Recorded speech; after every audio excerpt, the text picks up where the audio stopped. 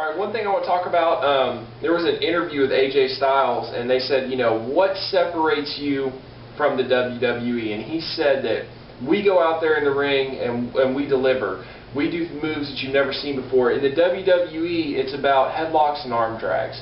And I couldn't agree with you more. And there's tons of examples. I mean, when you look at Randy Orton, when that guy first started, he was amazing. Okay? And then when he, after his feud with Foley, he got built up, I said, wow, this is the next big star since Brock Lesnar. Yes. Like, this guy is going to carry the torch. Ready to be champion. Yes. Then he faces Triple H, and then he's never been the same after that. No. Like, he was that baby face, it didn't work at all. Yeah. And because he was doing the same exact stuff that he was doing when he was a heel. That, exactly. He didn't change his catchphrases. He didn't change any of his moves. He didn't change his look. He changed nothing. Yep. He changed his music. So anyways, I used to really mark out for a Randy Orton match. And now, the man will forever be known as Randy Headlock Orton. That guy uses headlocks like it is nobody's business. The WWE deliberately slows down their matches, and they try to focus on telling the story. And a lot of people diss on TNA because they think that there's not a lot of story being told. Well, I think that's wrong. I think it's completely wrong. Because the bottom line is this. You can tell a story in an entertaining, compelling, and fast-paced way. Yep. Okay? You can start out slow. There's nothing wrong with starting out a little bit slow and building the match to the finish. But okay? you got to think. When you're about to fight someone, are you just immediately going to rush in there and just try to put him in a headlock? No. You want to kill this guy. Yep. You know? And a lot of times, that's why I like chain wrestling at the beginning of matches, because it's like both guys are trying to get at each other and they're just going back and forth. Exactly. I like that. I can't stand WWE style. When they get momentum, they slow it down, and then they go back and they slow it down again. Exactly. And not just that, they do the exact same move. It's one thing to work the head, but then do another thing to work the head. Yep. Don't just do another headlock. Yep, exactly. Put you to sleep. You do the same thing over and over again. It's not exciting. Do a brain buster. You know, do a top rope DDT. Do something innovative. Exactly. You know, and exciting that's going to get the fans WWE reacting. Innovative, have no idea. You can't put that in the same sentence in a long time. Yep. But anyways, enough about them. I want to talk about TNA. Yep. Basically, I love the storyline right now between the veterans and the young guys, because I feel like that, yes, it is scripted, but I feel like a lot of those people have those real feelings. Yes. And that's always good. That is always good. Like Bret Hart, Shawn Michaels, like whenever you can really tell. Goldberg, real emotion out of it. Goldberg, Triple H, the matches were terrible, but you knew when they were staring at each other's face, they really didn't like each other. And that makes you exciting.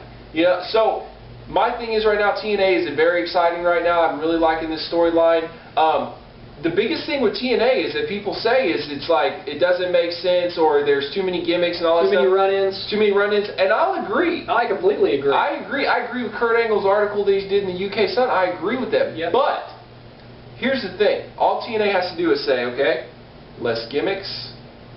Maybe every now and then when the storyline actually calls for it. And more clean finishes. No more run-ins. Maybe every now and then more clean finishes. You know? And it's that's it. It's TNA like, wow, they just improved tremendously. Yep. What does WWE have to do? We have to establish future names. Establish future names and completely change your whole entire wrestling style. Exactly. Now, what do you think? Who do you think is going to get on board first? Exactly. And see, Kurt Angle and Samoa Joe and AJ Styles have already said that there's too many gimmicks in TNA. Yep. So they already know that there's a problem there, and they realize they're going to fix it. Yes, exactly. You know, WWE, hey, we're making money. Of course you're making money. We're the biggest wrestling company around. You're the WWE. You're making money because you're the WWE, not because of what you're delivering. Exactly. You're making money because you're the WWE. The guys in the WWE don't go out there to make the name bigger, to go out there to make their legacy bigger, or to solidify themselves as a main event competitor. They go out there to make a paycheck. And that is it. And that is the complete difference between the WWE guys and the TNA guys. Not that the WWE guys can't do it, because I know they can do it. Yep. Because usually once a year they showcase what they can actually do and what they're actually capable of. TNA goes in there in Indiana, some small podunk town, and busts their ass to make the TNA name bigger because they say, you know what, tonight there's going to be wrestling fans or people that weren't wrestling fans that will become TNA fans, and not only that, I am going to make my legacy or solidify my legacy more than what it was solidified before. And, you know, I get a lot of heat for saying that RVD was going to TNA, and I'm going to explain to you my RVD story, okay?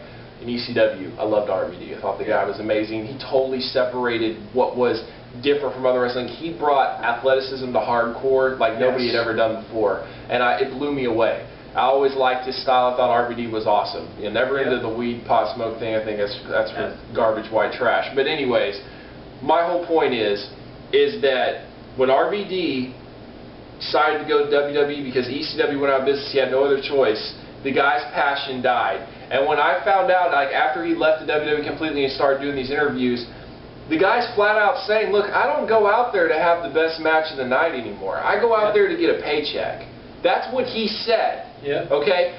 So, I don't care if RVD ever shows up in the TNA because I don't want that attitude in TNA. Exactly. I'm not here to see you just get a paycheck. I'm here to say, look, I know that I still got skills, and I see that guy AJ Styles over there, and I want to see how good we can have a match. Yeah. That's what I want to see. Exactly. And that is not what you're going to get with RVD anymore because his passion is gone. Just like Rey Mysterio, if you look at his cruiserweight matches in WCW, if you look at when he very first showed up in the WWE, when SmackDown had Angle and Edge, SmackDown used to be Benoit, Guerrero, Brock. People brag about SmackDown now like it's the most amazing thing that's ever happened. No, you have no idea how good SmackDown was like 5-6 years ago. And look at Rey Mysterio now. He's chunky, he has crappy matches, and guess what? His main concern right now in his new contract to see if he's going to be in WWE films or if AAA Mexico is going to offer him a film contract. First of all, the guy can't act worth a crap.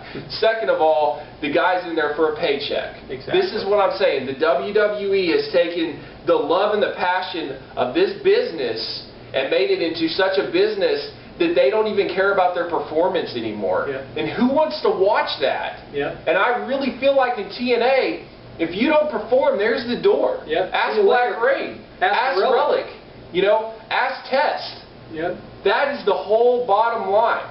Yep. If you don't perform, there's the door, and eventually you will find the door. Yep, eventually. You know? And my thing is, you know, this year for TNA has not been a great year. No. You know, for me. You know, seeing what TNA was delivering several years ago as compared to now, you know, the last half of this year, you know, they have really stepped it up. Yep. We had a great ever since Victory Road, Hard Justice and No Surrender, and now we're going into Bound for Glory, the biggest pay-per-view of the year. My message to TNA is bring it. Yep. Bring it like you've never brought it before. Let's see some innovation in the ring, and I'm not talking about innovative gimmick matches. No. Please, no more gimmick matches. Good God. Enough with the gimmick matches. Unless the storyline calls for it, unless there is an absolute need for gimmick matches, get rid of them. I agree.